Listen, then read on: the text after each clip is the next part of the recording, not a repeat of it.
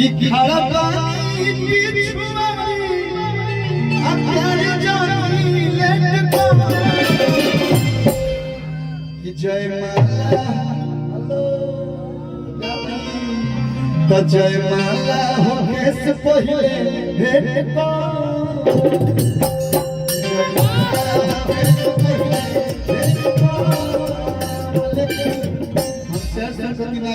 हम बोले कि हम होई राजा तू हो हमारी सुने कि हम होई राजा तू हो हमारी कान खोली सुनो कान खोली सुनो आई पूरा बक्सर जिला आपसे प्यार करता है आई लव यू ना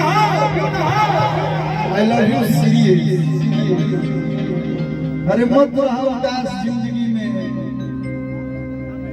देखो हम लाइन बोलने रहे कि मत फेंको पत्थर पानी में वो केहू पिएला मत फेंको पत्थर पानी में वो केहू पिएला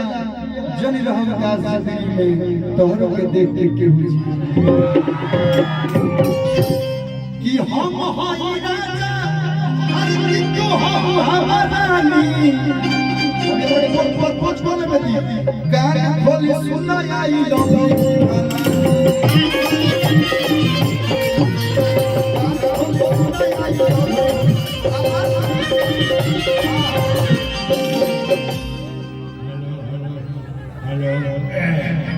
हेलो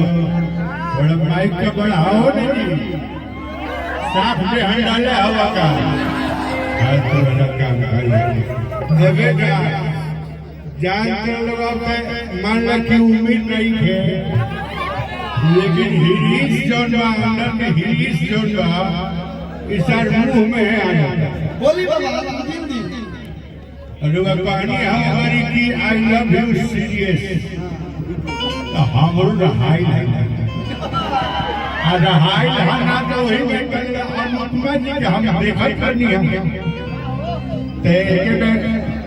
अब है overflow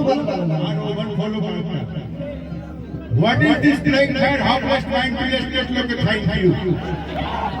What is this playing card? How much time to let's look at thank you, ladies and gentlemen. This is the wrong point of India. I love you serious. वाह हे बाबा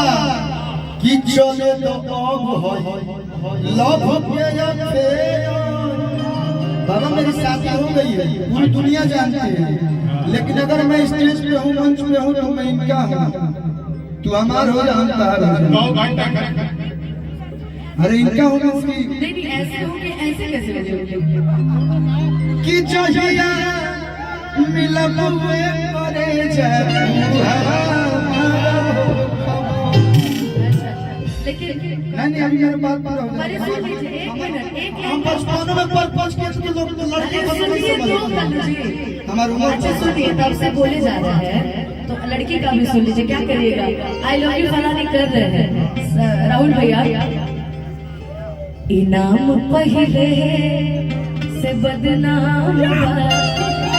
तू बदनाम करा जइबा नजर के जजमाना सवरिया तू